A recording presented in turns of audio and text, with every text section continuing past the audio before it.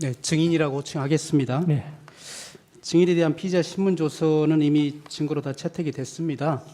이 심판정에서도 사실대로 진술해 주시길 바라고요.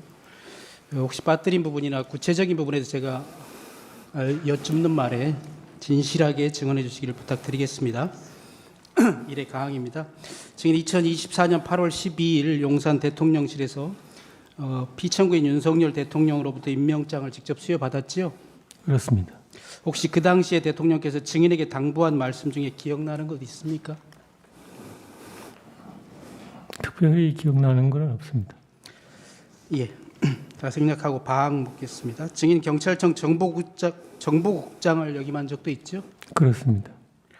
12.3 비상계엄 선포 이전에 증인이 수장으로 있는 경찰청에 정보국 차원에서 비상계엄에 관련된 정보가 수집된 것이 특별히 있습니까? 없습니다.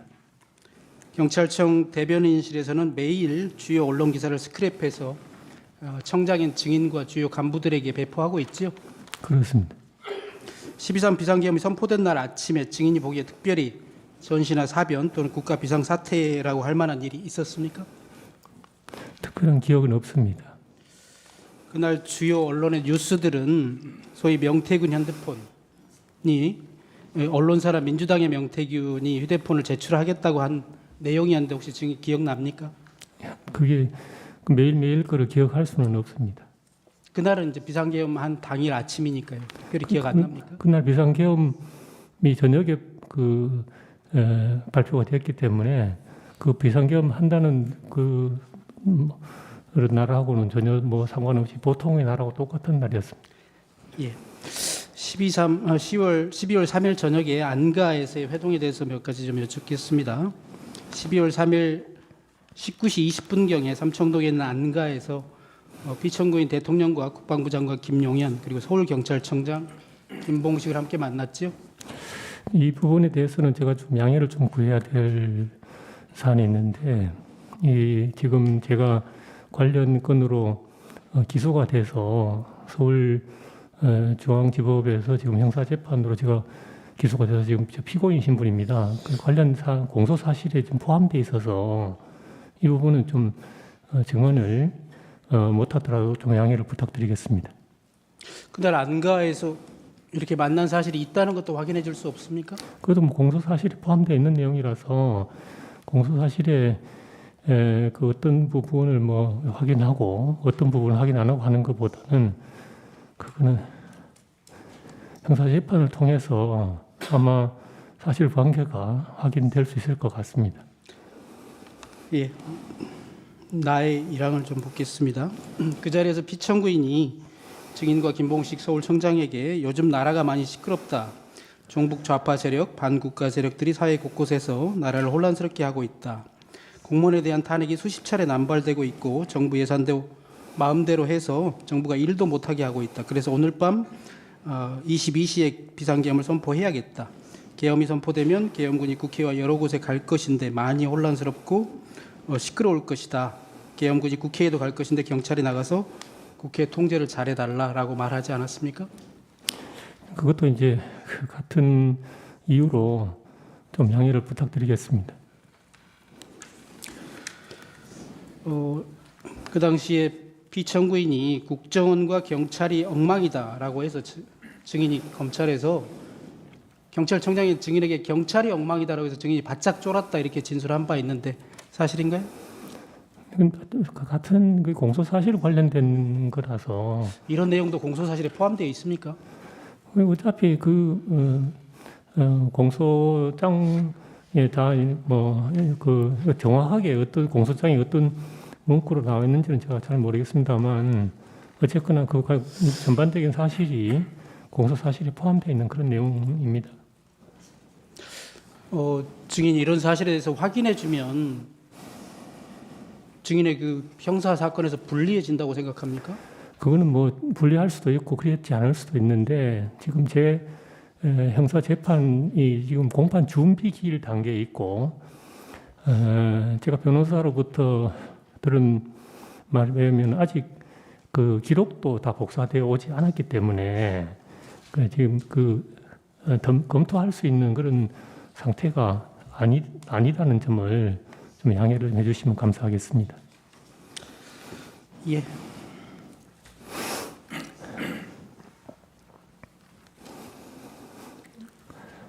증인 그 안가에 갔던 것은 대통령이 불러서 저녁 식사를 하는 줄 알고 갔다가 사실은 저녁 식사도 하지도 못하고 불과 한 10분만 있다가 나왔는데 실제로 비상계엄이 선포되었고요. 증인은 결국 내란 주요 임무 종사죄로 구속 기소돼서 지금 재판을 받고 있습니다. 증인 지금이라도 대통령에게 본인이 이용당했다 이런 생각 들지 않습니까? 사실대로 진술해주고 상처 입은 국민들께 용서를 구하는 마음으로 진실을 밝힐 생각 없습니까? 그 진실을 밝히기 위해서 제가 기소된 형사 재판에서 여러 절차들이 진행될 걸로 알고 있습니다.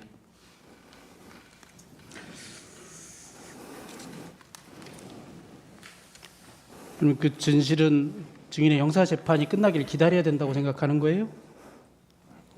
어차피 공판이 지금 개시가 되었기 때문에 그 공판 결과를 통해서 확인될 걸로 생각하고 있습니다.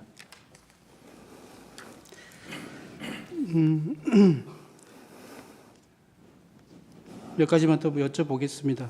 그 안가에서 국방부 장관 김영현이 증인과 김봉식 서울경찰청장에게 A4 문건을 각각 나눠줬다고 하는데 그런 사실이 있습니까? 그것도 지금 같은 맥락으로 조금 양해를 좀 부탁드리겠습니다. 그럼 제가 묻는 말에 어떤 부분에 대해서는 답변을 하실 거고 어떤 부분은 답변을 안 하실 생각인가요? 공소 사실과 관련된 부분은 제가 답변 드리기가 어렵습니다. 왜냐하면 중복해서 말씀드리지만 지금 기소가 돼서 공판이 지금 시작이 됐고 다분히 초기 단계인 준비 단계이기 때문에 제가 지금 어떤 증거에 대해서 어떤 결정을 내리기가 좀 쉽지 않은 그런 상태라는 점을 좀 양해를 부탁드리겠습니다. 예.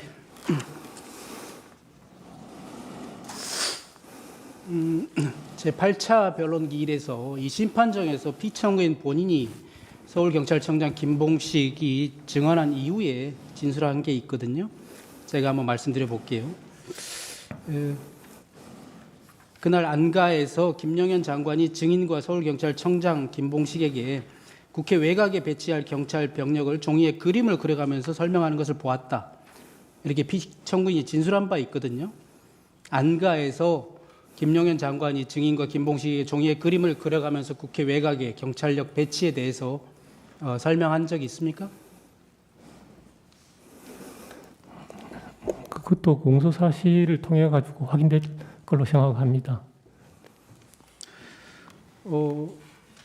피청구인 본인이 이런 말도 했습니다. D타임이 되기 전에는 국회에서 너무 가까이 있지 말고 멀리 배치했다가 계엄이 선포되면 즉시 출동하여 배치하라는 말을 피청구인이 김영현 장관이 말하는 것을 들었다고도 했습니다. 이것도 답변 안 하시겠어요? 그런 사실이 있습니까? 그것도 사실은 그게 형사 재판을 통해서 확인돼야 될 내용입니다. 예. 이 8차 변론을 포함해서 이 재판이 진행되고 있는 것 증인 혹시 TV나 방송을 통해서 지켜보고 있습니까? 죄송합니다만 제가 지금 그 지난주에 그 1차 항암 주사를 맞고 지금 회복 기간이 있기 때문에 제가 사실은 제 건강 문제 외에는 뉴스라든지 이런 거를 팔로우하기가 어려운 상황이라서 뭐 전혀 좀 뉴스를 지금 안 보고 있는 그런 상태입니다. 네, 그 김봉식 서울경찰청장의 증언도 혹시 보거나 언론 보도를 통해서 확인한 사실이 없어요? 좀 방금 우리 말씀하시는 것 듣고 처음 들었습니다. 처음 들으셨습니까? 네. 사실은 이 내용은 증인이 검찰에서 10번 이상 조사를 10번 정도 조사 받으셨는데 그때도 나오지 않은 내용이었어요. 이 심판정에서 8차 변론 때 피청구인이 처음 얘기한 것이거든요. 증인도 증인 재판을 준비해야 되니까 이런 거 확인해야 되지 않습니까? 혹시 변호인을 통해서 확인한 바 없어요?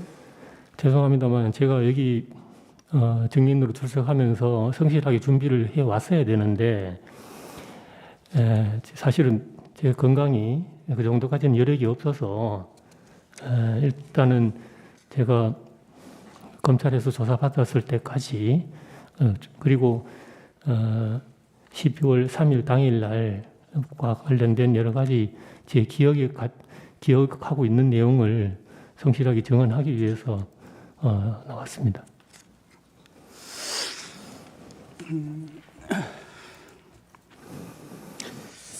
비상계엄 선포 이후에 국회 봉쇄에 관해서 몇 가지 좀 여쭤보겠습니다. 신문사항은 5항입니다. 신문사항을 좀 요약해서 물어보겠습니다.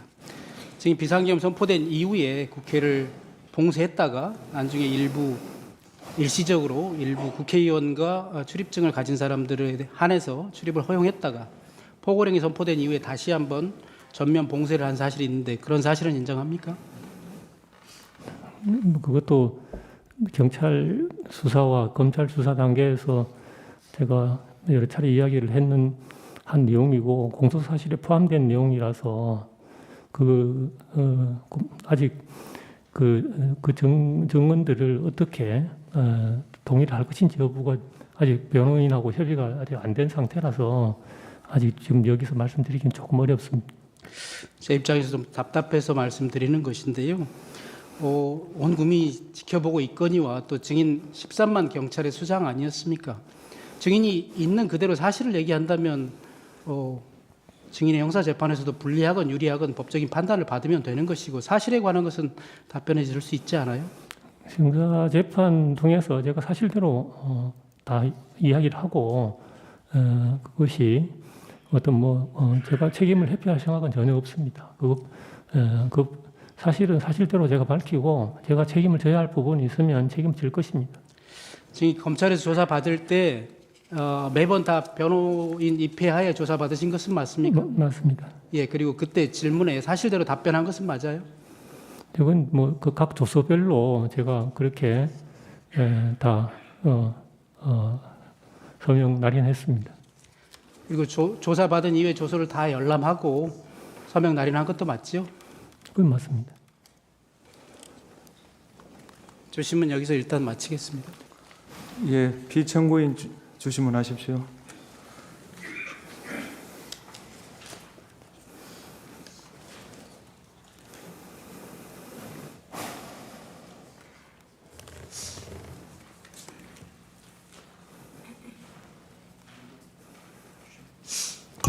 네, 청년님 이동찬 변호사입니다. 먼저 건강이 많이 안 좋으신 걸로 알고 있는데 어려운 걸음 해주셔서 감사드립니다. 청장님 2024년 1월경 혈액암 진단 받으셨죠? 그렇습니다. 네, 지금 증언하시는 데는 큰 문제가 없으십니까? 최대한 건강을 빨리 회복하려고 노력 중에 있습니다. 네. 증인께서는 2024년 12월 3일 비상계엄 선포 및 해제 이후 12월 5일 국회 행안위, 12월 9일 법사위에 각 출석하셨죠? 네, 그렇습니다. 표 하나 제시하겠습니다.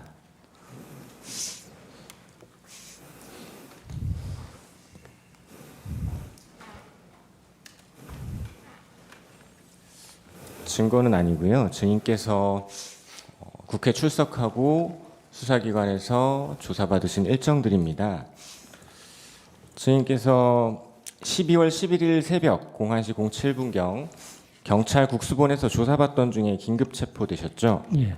경찰에서 3번 그리고 이후 구속되고 나서는 검찰에서 10번 조사받으셨고 그중 8회는 병실에서 조사받으셨죠? 그렇습니다. 무균실에서 받으셨습니까?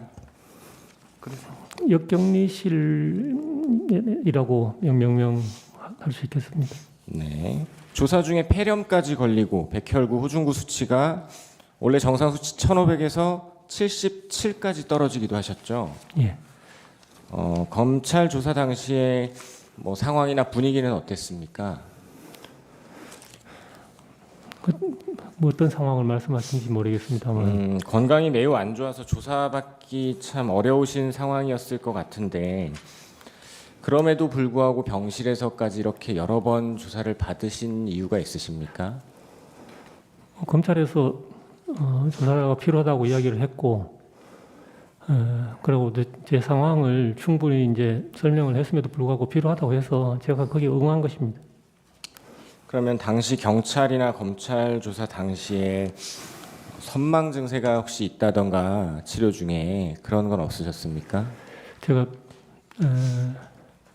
여기 지금 조사 시간이 뭐 적게는 1시간부터 많게는 뭐 7시간까지 이렇게 되어 있습니다만 이 사이에 계속해서 휴식을 계속해서 취하면서 그리고 죄송합니다만 병원에 있을 때는 뭐 그 베드에 거의 뭐 누워서 조사받다시피 그렇게 했었습니다. 네. 증인께서는 계엄 당시에 불과 3시간도 안 되는 시간 동안 수많은 전화를 받으셨어요. 그렇죠? 네. 또 수많은 전화를 걸기도 하고 여기저기서 동시에 전화가 오기도 하고 경찰의 무전도 실시간으로 오갔을 테고 증인의 참모들부터 보고받고 또 지시 내리고 경찰청 간부들과 전국 시도경찰청 참석하는 국관회의도 주재하셨습니다. 맞죠? 예, 맞는데 그 경찰청장실에는 무전이 설치되어 있지는 않습니다. 네.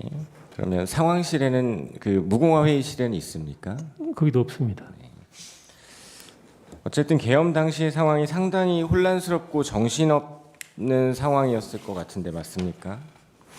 초유의 사태고 또 굉장히 엄중한 사안이기 때문에 예, 좀 많이 긴장했던 것 같습니다.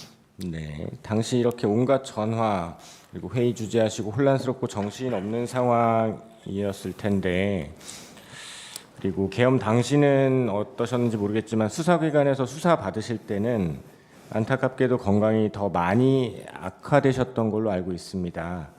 수사기관에서 진술하실 때는 그 계엄 당시의 상황을 명확히 기억해서 진술하셨습니까? 제가 사실은 경찰에서 조사를 받고 경찰에서 이제 구속영장이 발부되고 나서 갑자기 이제 폐렴 증상이 와서 그때부터 이제 건강이 급속도로 나빠졌습니다. 그런데 무슨 선망 증상이 있다든지 그 정도는 아니었고 두 가지인데 하나는 체력이 급격히 떨어져서 장시간 이렇게 집중하기 어려운 그런 상황이 하나고 두 번째는 호중구 수치가 급속도로 저하되면서 감염에 극히 취약한 그런 상황이 되었기 때문에 병원에서도 역격리 병실로 이제 별도로 입원시키는 그런 상황이 생겼던 것입니다. 네. 삼청동 안가 관련 여쭤보겠습니다. 12월 3일 19시 30분경 삼청동 안가에서 대통령, 국방장관, 경찰청장인 증인 그리고 김봉식 서울청장 만나셨죠? 그거는 아까 청구인 쪽 그 질문에 네. 대답한 수준으로 조금 양해를 부탁드리겠습니다. 네. 증인께서는 이 삼청동 안가에서 대통령으로부터 경찰이 중요하다, 치안 질서 유지를 잘 해줘야 한다 이 말씀은 들으셨습니까? 그 이제 자꾸 같은 말씀을 드리게 해서 대단히 송구합니다만 아까 청구인 쪽 질문에 제가 답변 드린 취지로 같이 좀 이해를 해주시면 감사하겠습니다. 네, 저도 건강이 안 좋으신데 계속 질문을 드려서 죄송하지만 혹시 그래도 제가 여쭤보는 질문 중에 답변하실 수 있는 게 있으시면 답변해 주시고 아니면 그냥 짧게 거부해 주시면 감사드리겠습니다. 안가에서 대통령이나 김용현 장관이 증인에게 국회를 봉쇄하려고 한다. 국회의원들이 계엄 해제 의결을 하러 못 들어가게 막아야 한다. 들어가려는 국회의원은 체포할 것이다. 이런 이야기 하신 적 있습니까? 그것도 죄송합니다. 예. 네. 그럼 국회를 봉쇄하려면 경력 몇 명이 필요하냐? 오늘 밤 경력 몇 명을 준비할 수 있느냐? 이런 얘기는 한 적이 있습니까? 같은 맥락으로 좀 양해를 부탁드리겠습니다. 네.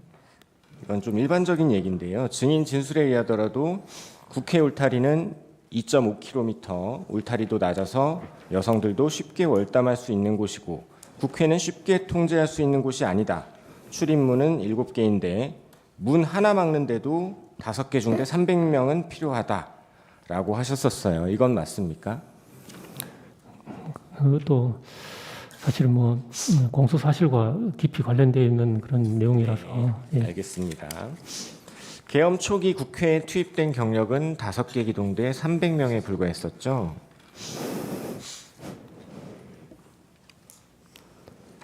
네, 그건 맞는 것 같습니다. 네. 안가에서 대통령 또는 국방장관으로부터 방첩사를 지원해라, 방첩사를 지원해서 정치인 등을 체포해라 이런 말 들어보신 적 있습니까? 그것도 이제 공소 사실과 좀 밀접하게 관련되어 있는 내용 같습니다. 네.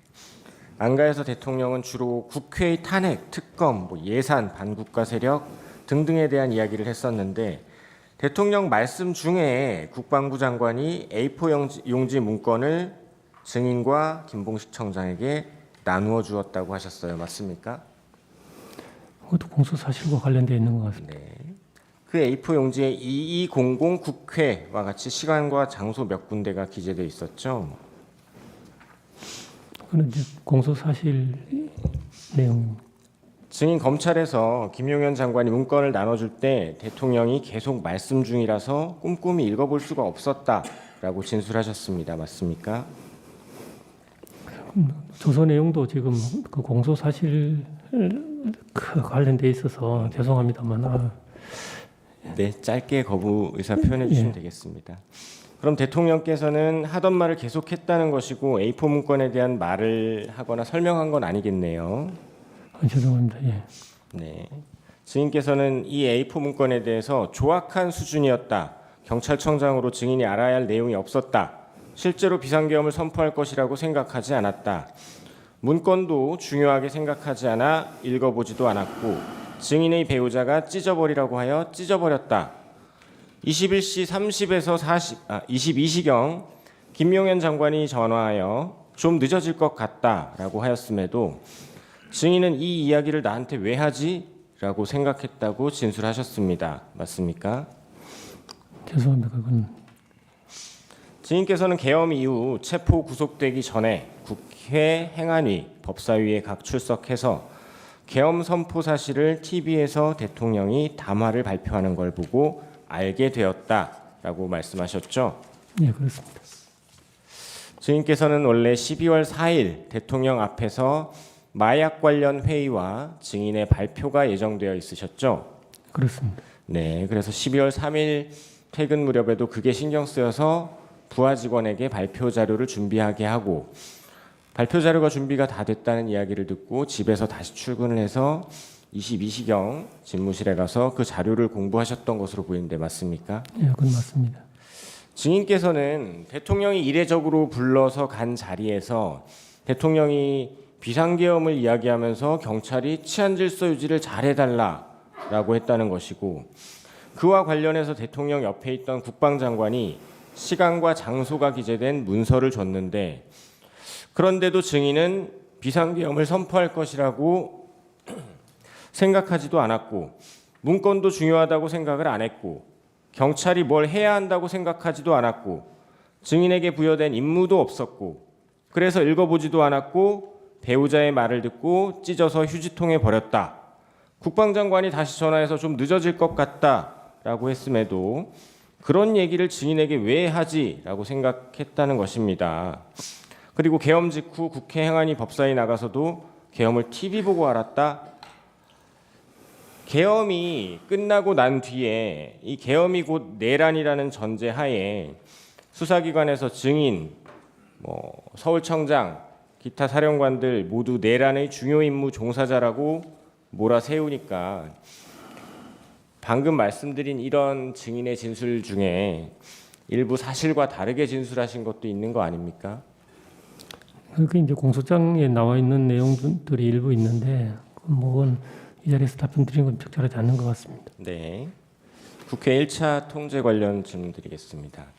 22시 23분 비상계엄이 선포되고 나서도 처음에는 통제까지는 안 하고 그냥 국회 7개 문마다 경찰 총 5개 기동대 300명만 배치했었죠. 그건 공소 사실이 포함되어 있는 내용입니다.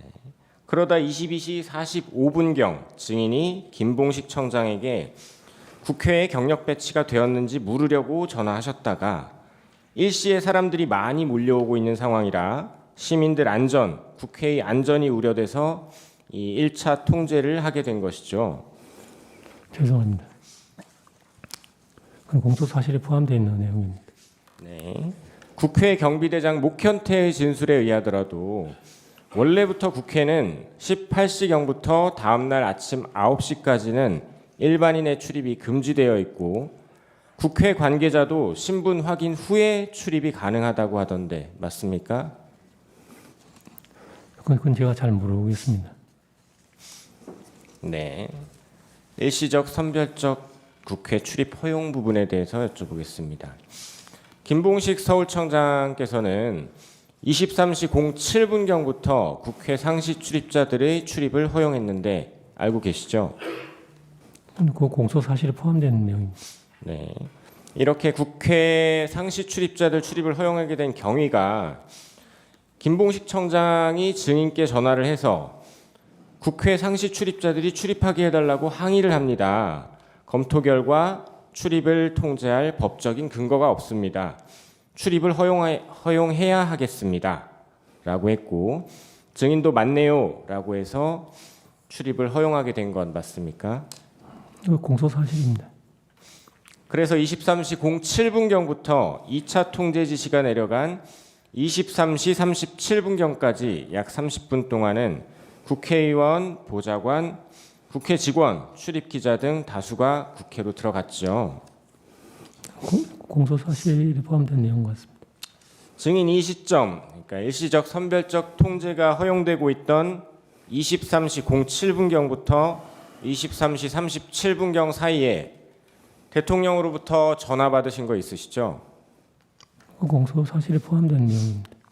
당시 대통령이 증인에게 전화하여 상황이 어떤지 물어봤고 증인이 대통령에게 이렇게 보고한 기억이 있는지 한번 들어보시죠. 김봉식 청장이 보고하기를 군은 아직 도착을 안 했고 사람들은 몰려오고 있고 김 청장이 검토해 보니 국회의원, 국회 관계자들의 출입을 막을 법적 근거는 없어서 신분 확인 후에 들여보내고 있답니다. 이렇게 증인이 보고하자 대통령이 역시 우리 김봉식 서울청장이 수사통이라 법도 잘 알고 잘하고 있네 라고 말하고 끊었던 거 기억나십니까? 공소 사실 관련된 내용인 것 같습니다.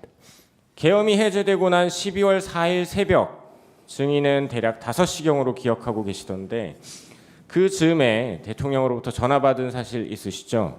예. 그때도 대통령이 증인에게 우리 김봉식 청장이 초동대처를 잘해서 국회도 신속하게 들어가서 해제 의결 잘하고 상황이 잘 정리됐다. 김봉식 청장한테 잘했다고 수고 많았다고 꼭 전해주고 내가 직접 격려 전화하고 싶은데 일단은 김 청장도 늦어서 피곤할 테니 좀 쉬고 내가 내일 전화하겠다고 전해달라. 이렇게 말씀하신 적 있습니까? 그 시간에 전화를 받은 사실은 있습니다. 이런 내용으로 말씀하시진 않으셨습니까? 내용을 뭐 정확하게 다 기억은 못하지만 그렇게 상세하게 조금 그렇게 통화 내용이 길지는 않았던 것 같습니다. 대략적인 취지는 이렇게 뭐 김봉식 청장이 초동대처 잘하고 뭐 들여보내줘서 신속하게 잘 끝났다 이런 취지는 맞았습니까? 덕분에 신속하게 잘 끝났다 이런 말씀을 하신 건 맞습니다. 네. 그리고 실제로 대통령은 12월 4일 날이 밝고 나서 김봉식 청장에게 전화해서 같은 내용 초동대처 아주 잘해줘서 의원들 잘 넣어줘서 상황이 아주 빨리 잘 끝났다 수고했다 이렇게 격려하셨다고 합니다. 알고 계십니까? 그 나중에 김봉식 청장한테 들었습니다. 그렇죠. 김봉식 청장 증언에 의하면 증인께서도 계엄이 끝나고 하루 이틀 지난 후쯤 김봉식 청장에게 전화로 대통령이 전해달라던 격려 전해주셨다고 하던데 맞습니까?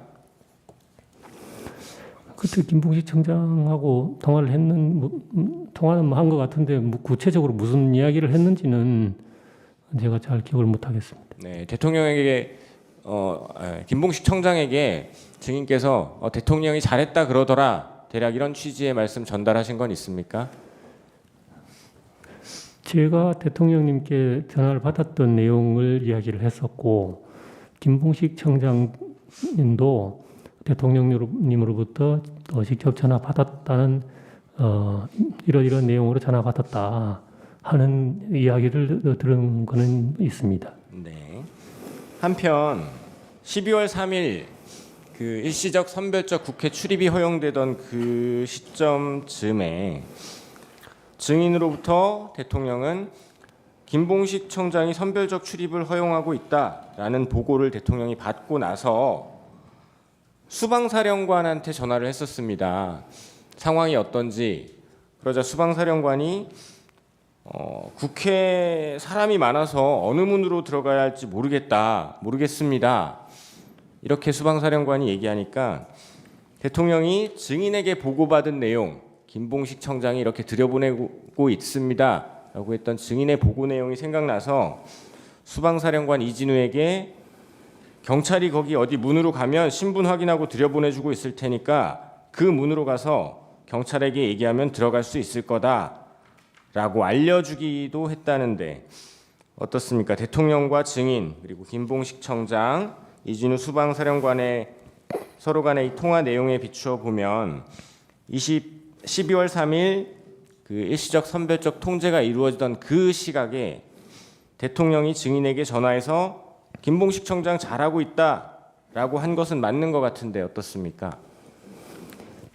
그 시간에 그 대통령님의 전화 내용은 공소 사실에 포함되어 있는 내용이라서 여기서 구체적으로 말씀드리기 좀 어려울 것 같습니다. 당시에 어쩌면 공소사실과는 반대되는 국회의원들 잘 들여보내주고 있다는 보고를 하셨고 실제로 들여보내주고 있었고 그거에 대해서 대통령이 잘하고 있네. 이건 오히려 공소사실에 있어 증인에게 유리한 부분 아닙니까? 뭐 유리 분리를 떠나서 일단 전체적으로 아까도 말씀드렸다시피 지금 공소 사실에 포함되어 있는 내용이고 네. 지금 재판의 초기 단계이기 때문에 제가 이제 양해를 말씀을 드리는 것입니다. 네, 잘 알겠습니다. 증인 선별적 출입을 허용하다가 23시 37분경 2차 통제하게 되셨죠? 예. 2차 통제하게 된 경위에 대해서 증인은 포고령 1호가 발령된 23시 23분 즈음 계엄사령관 박안수의 전화를 받고서라고 진술했던데 맞습니까? 그건 공소 사실과 포함된 내용이네요. 당시 박안수는 포고령 1호가 발령된 사실을 알려주고 경력 증언을 요청했다고 하는데 맞습니까? 공소 사실을 통해서 확인될 것 같습니다.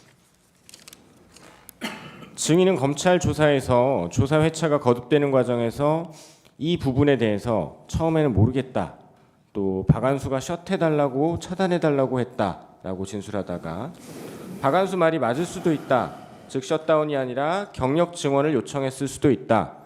증인이 착각했을 수도 있다라고 진술했던데 박안수가 증인에게 국회를 셧해달라, 차단해달라고 한 게 맞습니까? 아니면 박안수 말대로 경력 증언을 요청한 게 맞습니까? 그것도 아니면 당시 상황이 혼란스러워서 기억이 명확하지 않으신 겁니까? 일단 경찰 검찰 조사에서 제가 기억나는 대로 증언을 했었고 진술을 했었고 그 부분은 이제 앞으로 공소 사실을 통해 가지고 확인돼야 될 내용인 것 같습니다. 네, 증인 건강이 많이 안 좋으신 것 같아서 한 두세 가지만 묻고 정리하겠습니다. 그 1, 2차 국회 통제 상황을 되짚어 보면 결국 증인이나 김봉식 청장이나 사람이 한꺼번에 많이 몰리는 상황에서 우발 대비, 질서 유지, 시민 안전을 위해서 경찰을 투입하고 선별적으로 출입시키다가 사람이 너무 많이 몰려서 통제도 했던 것으로 보이고 이것은 증인께서도 설명하고 잘 알고 계시듯이 경찰이 사람들이 많이 몰렸을 때 당연히 해야 할 경비 업무를 수행하신 것으로 보입니다. 그런데 계엄이 끝나고 나니까 갑자기 계엄이 내란이 되고 증인이나 김봉식 청장 모두 내란 중요 임무 종사자가 되어버렸습니다. 비상계엄 당시에 증인 내란이라는 생각을 조금이라도 해보셨습니까?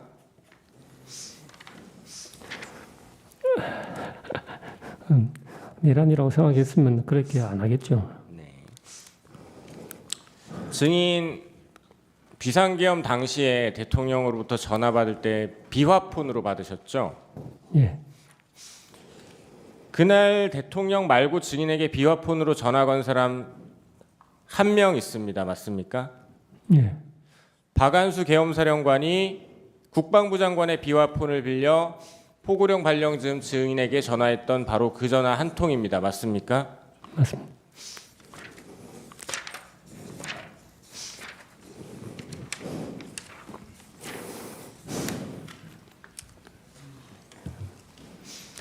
방첩사 수사관 100명이나 차량 20대 등 지원 요청은 사실 계엄법과 계엄 매뉴얼에 따라 방첩사 주도로 꾸려지는 합수본에 경찰이 합법적으로 수사관 등을 파견 지원하는 일이었는데 수사기관에서는 이 요청을 했던 방첩사령관, 요청을 받아 협조 준비를 했던 경찰 모두 중요 임무 종사자로 지목해서 체포, 구속, 기소했습니다. 실무 라인에서도 방첩사 수사기획과장이나 경찰청 수사기획조정관 등 여러 인물들이 수차례 조사를 받으면서 특정 정치인 체포조를 가동한 것 아닌지 추궁을 당했습니다. 특히 증인 같은 경우는 혈액암이라는 지병까지 있으신 상황에서 조사 중에 아까 말씀하신 것처럼 폐렴까지 겹쳐서 건강이 극도로 안 좋았을 것으로 보입니다. 그 상황에서 수사기관에서 증인은 내란범, 특히 정치인 체포조를 출동시킨 것으로 몰려서 심리적 압박이 상당하셨을 것으로 보이는데 어떻습니까? 네, 뭐 편안한 상태는 아니었던 것 같습니다. 네, 이상 마치겠습니다. 보충 질문하시죠.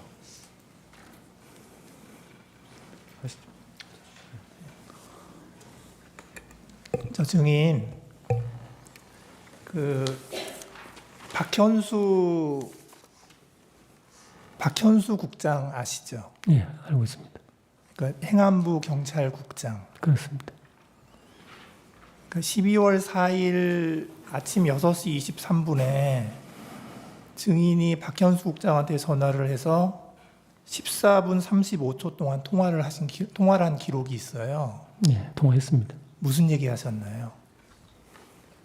전체적으로 어제 간밤에 있었던 이야기들을 좀 나누었고, 어쨌거나 제가 경찰청장으로서 계속 직을 수행하는 것이 적절하지 않은 것 같아서 면직 절차를 좀 밟아달라. 그 이제 출발이 행안부 경찰국이기 때문에 그렇게 이야기를 했었는데 박현수 국장이 강력하게 만류를 해서 그러면 뒤에 따로 만나서 이야기를 좀 하자. 그러고 이제 마무리 짓고 전화를 끊었습니다. 그 박현수 국장 말에 의하면 증인이 이런 얘기했다는 거예요. 증인이 대통령의 지시를 정면으로 거부하였고 대통령께 죄송하다고 얘기를 했더니 대통령이 덕분에 빨리 잘 끝났어 라고 얘기를 해서 그게 상당히 좀 뼈가 있는 말로 알아들어서 내가 이런 상황에서 어떻게 경찰청장을 하냐 이런 얘기를 박현수 국장한테 했다고 그러는데 그런 얘기 한 적이 있나요? 뼈가 있다는 말은 제가 한 적이 없고요. 네. 인간적으로 죄송한데 이런 상황에서 제가 경찰청장직을 계속 수행하는 것이 바람직하지 않은 것 같다. 그래서 면직 절차를 좀 밟아줬으면 좋겠다. 이렇게 제가 이야기를 했었던 겁니다.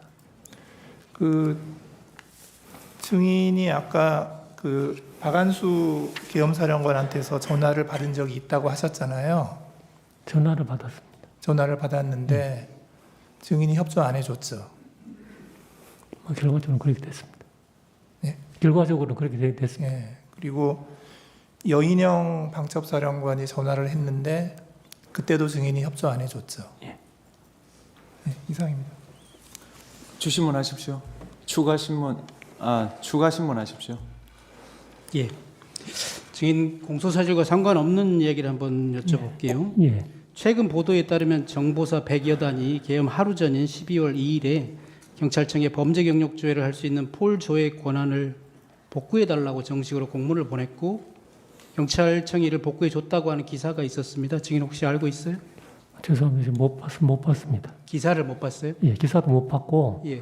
그 내용을 보고받은 적이 없습니다. 경찰청장이 증인에게 타 기관의 협조 요청에 대해서 보고조차 하지 않습니까? 그 사안에 따라서 좀 다른데 아마도 그 정도는 실무적인 판단 사안이라서 아마 국장급에서 결정되었을 가능성이 많을 것 같습니다. 예. 이 심판정에서 김봉식 서울경찰청장은 12월 3일 날 안가에서 비상계엄을 선포할 수밖에 없는 이유를 설명하면서 개인적인 가정사 얘기를 했다고 해요. 증인도 들었죠? 그거는 좀 공소사실과 관련된 그런 내용. 공소사실에 그 내용 포함되어 있지 않지 않습니까? 근데 이제 그 안가에서 있었던 그 안가 참석자들의 진술이라든지 이런 게 이제 공소사실의 기본이 되지 않겠습니까? 예, 알겠습니다. 네. 그 방금 재판관님 신문사항에서 뼈 있는 말로 들었다, 뼈 있는 말로 알아들었다 이렇게 진술한 바 있어요, 증인이. 그런가요? 제가 네. 그건 기억이 없습니다만. 그걸 언제 그렇게 알아들으셨냐면 피청구인 대통령이 증인에게 직접 전화한 것이 계엄 해제 안건이 가결되기 전에 6번 했고요. 그 뒤에 2번 했다고 하면서 그 뒤에 2번 전화 왔을 때 뭐 고생했다 이렇게 격려를 하니까 증인이 뼈 있는 말로 알아들었다 이렇게 답변했거든요. 글쎄 저는 뼈 있는 말이라는 표현은 제가 잘 쓰는 표현도 아니고 평상시에 제가 인간적으로 미안해서 내가 이 직을 계속 유지하는 것이 적절하지 않겠다. 그래서 면직 절차를 좀 밟아줬으면 좋겠다. 이렇게 이야기를 했었습니다. 저는 피청구인이 치하를 하긴 했지만 증인은 속마음으로는 치하를 하는 게 아니고 나를 질책하는 것이다. 이런 의미로 뼈 있는 말로 알아들었다. 이렇게 답변한 저는 것으로 그때 그 대통령님이 전화를 제가 직접 새벽이지만 직접 받아서 그렇게 뭐 질책하고 그런 식으로 제가 받아들이지는 않았습니다. 왜냐면 오히려 질책하고 그랬으면 제가 좀 많은 다른 생각을 했었을 텐데 그렇지는 않은 것 같습니다. 예. 김용현 장관과 비아폰으로 2번 통화했어요. 그렇죠? 10시 이전에 좀 늦어질 것 같다라고 전화가 한번 왔었고요. 그 한 번 예. 그리고 다시 포고령이 선포될 무렵에 다시 전화가 왔는데 그때 통화는 박한수 계엄 사령관하고 통화를 했죠. 다만 전화는 김용현의 폰으로 오지 않았습니까? 그렇습니다. 그 결과적으로 김용현 전 장관님의 폰으로 전화가 와서 네. 받았더니 박한수 사령관이었던 겁니다. 그래서 결과적으로 통화는 김용현 전 장관님하고는 한 번 한 것입니다. 김용현 장관과는 한 번 했다 이 말씀이세요? 그렇죠. 예. 그때 박한수 계엄 사령관이 증인에게 국회에 경찰을 증언하고 포고령에 따라서 국회 출입을 전면 차단해달라 이렇게 말하지 않았습니까? 그건 이제 공소 사실에 포함된 내용이라서 아마 좀. 예, 답변하지 않으실 거면 답변하지 않겠다고 짧게 말씀해 주십시오. 그때 그러면 박한수 계엄 사령관이 국회를 셧해달라 이렇게 했다고 증인이 진술한 바 있거든요. 셧해달라는 것은 무슨 의미인가요? 그건 그때 답변하지 않겠습니다. 그거는 예, 앞으로 재판장에서 예. 셧해달라 이런 말은 잘 안 쓰거든요. 혹시 셧다운해달라 이런 말 아니었습니까? 그런데 그거는 구체적인 워딩, 그러니까 지나간 일들을 그 녹음이나 녹화하듯이 이렇게 기억하는 건 사실상 쉽지 않습니다. 전체적인 맥락을 통해 가지고 기억을 하게 되는데, 네. 그래서 아마 제 언어로 그렇게 표현했을 가능성은 있는데, 구체적으로 거기 박 사령관께서 어떻게 어떤 워딩을 하셨는지는 솔직히 잘 기억이 없습니다. 전체적인 맥락만 이제 기억을 하는 것이죠. 예. 그래서 제 생각에는 맥락상 또 일반적으로 사람들이 용어 사용법이 셧해달라 이런 말보다는 셧다운해달라 이렇게 말하는 경우가 더 많을 것 같았어요. 여쭤보는 거예요. 셧다운해달라라고 말하는 것은 아닙니까? 제가 한 가지 분명한 건 박 사령관께서 그렇게 영어 표현을 하지는 않으셨던 것 같고 제 언어로 이렇게 조사를 받으면서 제 언어로 이야기를 했던 것 같습니다. 예. 피청구인과의 통화 그리고 국회의원 체포 지시에 대해서 여쭙겠습니다. 피청구인과 계엄 해제 요구안 가결 전에만 해도 6번 통화를 한 사실이 있는데 그때 피청구인이 증인에게 했던 말은 이런 건가요? 제가 한번 읊어볼게요. 조 청장, 국회에 들어가려는 국회의원들 다 체포해, 잡아들여. 불법이야. 국회의원들 다 포고령 위반이야. 체포해. 이런 내용이었습니까? 죄송합니다. 그건 증언을 제가 하지 못하겠습니다. 증인은 수사기관에서 이렇게 진술했어요. 그 6번의 통화 모두 국회의원들을 체포하라고 닥달하는 것이었다. 이렇게 진술한 바 있습니다. 그렇게 진술한 적은 있습니까? 그건 앞으로 이제 그 진술 내용이 이제 공판정에서 증거로 사용할지 여부에 대해서는 좀 변호인하고 상의를 좀 해봐야 될 것 같습니다. 예, 국회의원 아니죠. 피청구인과 통화를 했던 시기가 그 시점이 1시 03분에 계엄해제 요구안이 가결되기 직전이거든요. 그리고 6차례 통화를 했고요. 증인 그때 증인의 집무실에서 TV를 틀어놓고 국회 상황을 다 지켜보고 있었을 것 같은데 그거 맞습니까? TV를 계속 틀어놓고 있었던 걸 분명합니다. 네. 그러면 TV 방송을 통해서 본회의 개최를 위해서 국회의원들이 국회로 모이고 있는 상황인 것은 증인도 인식하고는 있었겠네요. 그렇습니다. 계속 그 당시에 제 기억에 TV에는 국회 본회의장을 거의 비추는 화면이 대부분이었던 것 같습니다. 당연히 국회 본회의가 왜 열리려고 하는지도 알고 계셨죠? 그렇습니다. 예. 증인의 진술 피의자 신문 조서에 보니까 그 무렵에 11시 반 이 무렵에 국회의원 이상식, 조은희 국회의원, 그다음에 서범수 의원이 전화를 했다고 돼 있는데 그 전화 받은 것은 맞습니까? 네. 그 국회의원들하고 통화를 했으니까 국회의원들이 국회로 가고 있는 상황에 대해서 얘기했나요? 국회 상황에 대해서 말씀하시진 않으셨고, 뭐 어떻게 된 거냐 이렇게 이제 물어보는 그런 내용인데 저도 잘 모르겠습니다. 이런 대화가 주로 이루었습니다. 그 보시면 아시겠지만 그 대화 내용이 좀 짧습니다. 그게 네. 그렇게 길지 않기 때문에 상세한 이야기를 하기는 그 당시에 국민의힘은 의원총회를 국회에서 열려고 했다가 또 당사로 옮겼다가 이런 상황들이 있었던 것 같은데 혹시 그런 내용에 대해서 들어보지는 못했어요? 그 국회의원들한테? 그분들한테는 들은 건 없고 네. 그 TV 보도를 통해서 그런 내용이 나오는 걸 들었던 것 같습니다. 예. 증인은 잘 모르겠지만 그 무렵에 피청구인은 또 특전사령관이나 수방사령관하고도 통화를 했고요. 피청구인은 부인하고 있습니다만 국회의원들을 끌어내라고 지시하거나 내가 2번, 3번 계엄을 선포하면 된다는 얘기도 했다는 진술도 있고 그렇습니다. 그 무렵에 증인한테 6번 전화한 것이거든요. 그때 증인한테 전화해서 국회의원들을 끌어내거나 체포하라는 지시를 한 거 아닙니까? 그 공소 사실에 포함된 내용입니다. 증인한테 혹시 국회를 단전하라거나 또 무기나 수갑 등의 장구를 사용해서라도 국회의원들을 체포하거나 끌어내라고 지시한 사실은 없습니까? 그럼 공소 사실을 통해서 확인될 것 같습니다. 증인이 대통령과 비어폰으로 통화를 하고 있을 때 23시 34분경에 행안부 장관 이상민으로부터 전화가 와서 증인이 대통령과 통화를 하고 있기 때문에 이상민과의 전화를 잠시 붙든 채로 대통령과 통화를 마치고 이상민 장관과 통화를 한 사실이 있지요. 네. 그 사실은 있지요. 네. 그러면 통상 장관의 전화를 받았는데 기다리게 했으니까 양해를 구할 거 아니에요? 방금 대통령과 통화를 했습니다. 기다리게 해서 죄송합니다. 이렇게 양해를 구한 사실이 있습니까?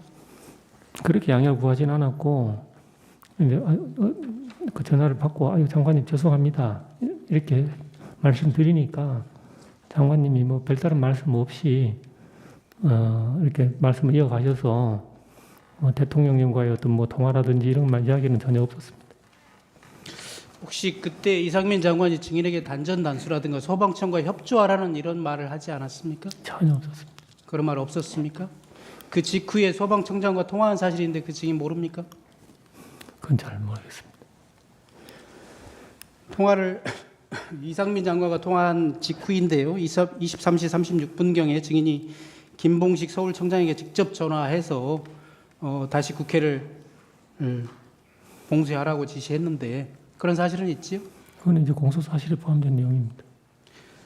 김봉식 서울청장에게 전화해서 대통령과 통화를 했다. 그러니까 국회를 다시 봉쇄하라 이렇게 대통령의 지시임을 말하지 않았나요? 하여튼 공소 사실에 포함된 내용을 통입니다. 예. 예, 신문상 14망입니다. 해제 요구안이 가결된 이후에도 피청구인으로부터 2차례 전화를 받았다고 했는데 그건 맞습니까? 예, 그런 것 같습니다. 그게 제가 나중에 통화 기록을 보면서 알게 된 내용입니다. 그 2차례의 통화는 계엄 해제 요구안이 가결된 이후이고 또 피청구인이 계엄을 해제하겠다고 공식적으로 담화를 발표하기 이전인 것은 맞습니까? 그거는 담화 발표 이후인 것 같은데요. 그 2차례 예. 다요? 예. 그러면 2차례 전화가 와서 증인한테 아까 그 뼈 있는 말이라고 했다는 부분하고 연결이 되는데 증인한테 수고했다 이런 인사말을 한 것이 맞습니까? 네, 수고했다고 말씀하셨고, 예, 그래서 예, 수고했다고 말씀하신 건 분명합니다. 그 시점이면 상당히 다급한 상황일 때인데 한가하게 2번이나 전화해서 수고했다는 말을 했다는 게 사실입니다. 그거는 새벽 거의 끝나고 네. 새벽 그 새벽 시간이기 때문에 그때는 상황이 끝난 뒤라서 뭐 다급하고 그러진 않았습니다. 제가 그 경찰청장실 집무실 안에 있는 내실에 들어가서 그 침대에서 자고 있다가 전화를 받았기 때문에 예, 다급하고 그렇진 않았습니다. 뭐 어쨌든 간에 2차례나 똑같은 수고했다는 치하를 하려고 2차례나 전화했던 것이 맞아요. 근데 지금 통화 목록에 2차례가 돼 있었는데 실제로 제가 기억하는 건 한 번인데 예, 근데 대통령께서 전화하셔가지고 뭐 수고했다고 말씀하시는 그게 이제 기억이 예, 나는 겁니다. 네, 그 경찰국장 박현수와 통화에 대해서 좀 여쭙겠습니다. 계엄 해제 요구안이 가결된 직후인 공안시 13분경에 박현수가 증인에게 전화해서 2분 52초 동안 통화한 사실이 있던데 그런 통화를 한 사실은 있지요? 뭐 통화 목록이 있으면 통화했을 겁니다. 그때는 어떤 통화였는지 기억납니까? 제가 뭐 어떤 구체적으로 어떤 통화를 했는지는 제가 기억을 잘 못합니다. 예, 아까 그 처음에 국회를 전면 봉쇄했다가 나중에 일시적으로 풀었다가 다시 포고령 선포 이후에 또 전면 봉쇄했고요. 그리고 그것이 계엄 해제 요구안이 가결된 이후에 공안시 45분경까지 지속이 되거든요. 그 증인의 진술에 이런 게 있더라고요. 국회에서 계엄 해제 요구안이 가결되긴 했지만 대통령이 아직 해제를 공식으로 선포하지 않았으니까 더 기다려보자라고 해서 풀지 않았다고 증인이 진술한 바 있거든요. 공안시 13분경에 경찰국장 박현수가 전화해서 아직 국회 봉쇄를 풀면 안 된다라고 말을 했기 때문에 풀지 않고 있었던 것은 아닙니까? 분명한 거는 박현수 국장이 저한테 지시하거나 이렇게 할 위치에 있는 것도 아니고 실제 그렇게 하지도 않았습니다. 제가 박현수 국장하고는 개인적으로도 좀 신뢰하는 사이고 해서 서로 뭐 상의하고 이런 거는 있을 수 있어도 박 국장이 저한테 뭐 장관님 지시니까 이걸 이렇게 하라 이렇게 전화한 적은 단 한 번도 없습니다. 예, 알겠습니다. 그리고 그날 오전 6시경에도 통화를 상당히 오랫동안 했었죠. 그런 사실은 있지요? 그건 아까 재판관님 예. 신문에 제가 그리고 말씀드린 나서 대로 그날 오후에 12월 4일 오후에 네, 박현수 경찰국장이 증인의 사무실로 찾아온 적도 있죠. 그렇습니다. 예, 그때는 무슨 용건으로 찾아왔나요? 그 당시에는 이제 이 비상계엄 상황이 없으면 정상적으로 하면 그 주에 경찰 고위직 인사가 예정되어 있는 중입니다. 그래서 인사의 어떤 시기라든지 전체적인 범위라든지 하는 것을 그 경찰국장과 제가 상의하기로 미리 약속이 되어 있던 그 만남이었습니다. 경찰 고위직 인사 상의하러 왔다 이 말씀이시죠? 그렇습니다. 예. 12월 4일 오후에 증인에게는 행안부 경찰국장으로서 이상민 장관의 메신저 역할을 한 박현수가 증인을 찾아와서 얘기를 하고 김봉식 서울청장에게는 피청구인이 직접 전화를 했거든요. 그 무렵에. 그 다음 날 12월 5일 날 증인과 서울청장 김봉식과 이상민 행안부 장관이 국회에 가서 증언했지요. 예. 그 당시에는 안가에 가신 간 사실을 숨기고 거짓말하신 것은 맞잖아요. 그렇습니다. 그래서 내일 어떻게 답변할지에 대해서 서로 입을 맞추기 위해서 박현수가 증인을 찾아온 것은 아닙니까? 그거는 전혀 아닙니다. 그거는 박 국장과의 만남은 사전에 예정이 되어 있었고 예, 신문 제안하겠습니다. 1시간이 지났으므로 정인의 휴식을 위해 휴정하고 8시 40분에 속개하겠습니다. 평관님 한 5분으로 짧게 끝내고 그냥 바로 끝내시는 건 어떨지 지금 괜찮으시다면. 아니, 정인이 1시간 하고 쉬기를 원하기 때문에 쉬하겠습니다. 예, 피청구인 추가 신문하십시오. 시간 기재한 거 그냥 하나 띄워놓고 설명의 편의를 위해서 여쭙겠습니다. 포고령이 발령된 게 대략 23시 23분 그리고 계엄이 해제된 것이 01시 03분입니다.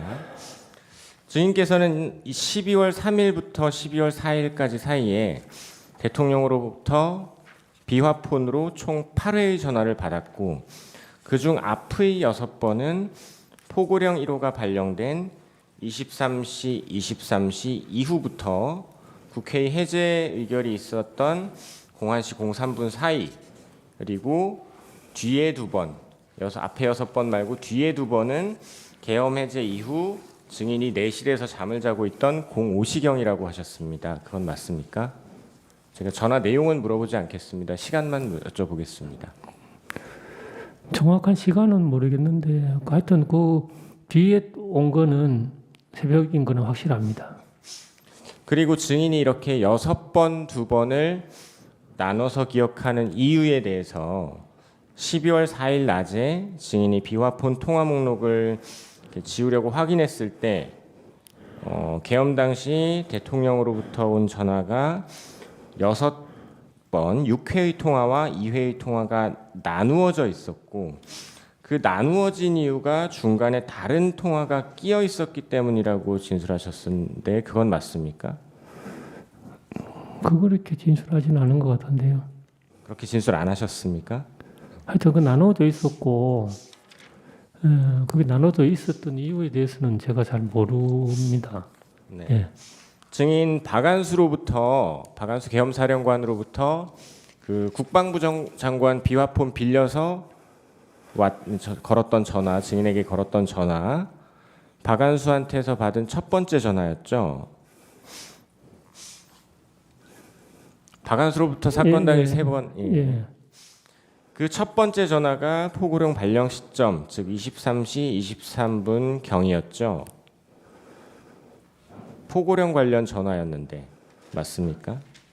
그거는 공소사실 관련된 내용이라서 정확하게 제가 네네.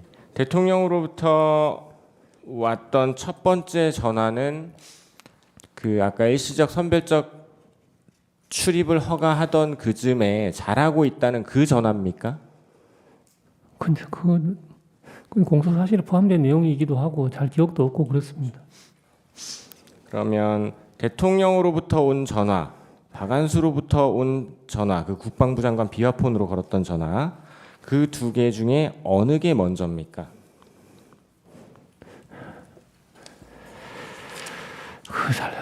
그 기억이 정확하게 잘 모르겠습니다. 계엄 당시에 증인에게 비화폰으로 전화를 걸었던 증인의 비화폰 번호가 연결되어 있는 사람은 지금 말씀하신 것처럼 2사람뿐입니다. 박안수 사령관이 김용현 장관 비화폰으로 걸었던 23시 23분경의 전화, 그리고 대통령으로부터 걸려왔다는 전화들. 이 2사람, 즉 대통령과 국방부 장관 비화폰 말고 계엄 선포 이후 12월 4일 낮 증인이 비화폰 통화 목록 확인하실 때까지 증인의 비화폰으로 전화를 걸어온 다른 사람은 없다고 하셨습니다. 조금 전에. 맞습니까? 그렇게 증언하셨습니다. 다른 사람하고 통화한 기억은 없는 것 같습니다. 그렇다면 박안수가 첫 번째 전화한 게 23시 23분경인데 그 이전에 대통령이 6번 전화했고 계엄 해제 이후에 2번 전화했다는 것이 되는데 한편으로 또 증인은 6번의 전화가 모두 포고령 발표 이후, 즉 23시 23분 이후라고 하셨습니다. 시간상 존재하기 어려운 통화로 보이는데 어떻습니까? 그거는 공소 사실 관련된 내용이기도 하고 제 기억이 사실 이 부분이 정확하지 않기 때문에 여기서 말씀드리기는 좀 적절하지 않은 것 같습니다. 제가 이제 증인께 여쭙는 거는 포고령 발령 즈음에 박안수로부터 국방부 장관 비화폰 가지고 증인한테 전화를 걸었습니다. 요거를 기준으로 네, 박안수의 그 비화폰 전화 한 번, 이 즈음 이거를 기준으로 앞에 6번, 뒤에 2번 대통령 전화가 있었다고 증인이 말씀을 하셨어요. 설명을. 근데 또 한편으로는 이 시간 이후에 그리고 이 시간 전에 요 사이에 6번의 통화가 있었다고 말씀하시는 거예요. 그래서 물리적으로 그런 전화가 존재하기 어렵다는 부분을 말씀드리는 겁니다. 제가 그거는 공소 사실 관련된 내용이기도 하고 그거는 이제 그 재판 과정을 통해서 아마 정확하게 확인될 것 같습니다. 네, 마치겠습니다. 건강 빨리 회복하시기 바라겠습니다. 네, 감사합니다. 예, 본인께 의견 진술 기회 드리겠습니다. 소추 위원. 예, 본인께 의견 진술 기회 드리겠습니다. 건강 빨리 회복하시기 바랍니다. 예, 없습니다. 네, 감사합니다. 예, 정의신문 하신다고 고생 많으셨고요. 감사합니다. 편안하게 돌아가십시오. 예, 감사합니다. 네. 배려해 주셔서 감사합니다. 예. 피청구인 측에서 2월 19일자 송부촉탁 사실조회 국정원에 대해서 했습니다. 재판부는 그 중에서 2024년 12월 3일 밤 10시 반부터 밤 12시까지 홍장원 입출입 기록, 그 다음에 국정원 1차장실, 부속실 CCTV 영상 일체로 한정해서 촉탁을 했고 2월 21일까지 해신해달라고 요청했습니다. 그 외에 정인 신청, 문서 제출 명령 신청은 기각합니다. 오늘 변론은 이것으로 마치고 다음 기일은 2월 25일 오후 2시입니다. 그날은 증거 채택이 되었으나 증거 조사를 하지 않은 증거 조사를 포함하여 양측 대리인들의 종합 변론과 당사자의 최종 의견 진술을 듣는 절차를 진행하겠습니다. 청구인 측에서 증거 조사를 포함한 종합 변론에 어느 정도 시간이 필요하십니까? 예, 1시간 반이면 1시간 충분하겠습니다. 피청구인 측에서는 어느 정도 시간이 필요하십니까? 대리인 최종 피청구인 의견 발표 시간 빼고 대리인 시간만 예, 대리인 시간만입니다. 저희는 2시간은 필요할 것 예, 같습니다. 그러면 청구인, 피청구인 각 2시간 증거조사 변론 포함입니다. 그 다음에 소추위원과 피청구인 본인께 최종 의견 진술 기회를 드리는데 이때는 시간 제한을 하지 않겠습니다. 오늘 재판 이것으로 네, 재판장님.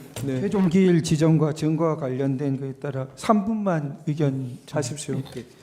선거는 국민 주권 실현의 통로이고 대의제 민주주의의 근간입니다. 선거에서는 무엇보다 국민적 신뢰가 중요하다고 할 것입니다. 이 사건 계엄과 선거 시스템 점검 지시의 정당성과 관련해서 첫 번째 서버에 대한 감정 신청, 두 번째 투표관리관, 투표사무원 등에 대한 증인 신청, 세 번째 투표자 명부에 따른 실제 투표자 수 일치 여부에 대한 세 차례의 검증 신청이 모두 기각되었습니다. 독일 연방 헌법재판소에 따르면 예단적 증거 평가는 증거 신청을 배척하는 사유가 될 수 없다고 합니다. 이것은 유일한 증거가 아니어도 법관의 증거 채택 여부의 재량권에도 한계와 제약이 있다는 취지로 판시하고 있습니다. 이상 말씀드렸던 증거 신청은 실기한 것도 아니고 모색적 증거 신청도 아니며 부적절한 증거 신청이라고 보기도 어렵다고 하겠습니다. 오히려 유일한 증거 방법에 해당될 여지가 크다고 하겠습니다. 이 사건 주요 쟁점과 관련된 필수적 증거 조사 신청에 대한 부분이 기각되었던 바, 이것이 재판의 결과로 어떻게 기결되냐 하는 것은 대한민국의 법치와 헌법 질서의 미래에 있어서 너무나 중요한 함의를 갖는다고 하겠습니다. 이런 점을 깊이 통촉하여 주시기를 요청드립니다. 내일 평의 때 논의해 보겠습니다. 네. 방금 그 시간을 말씀드렸는데 소중조사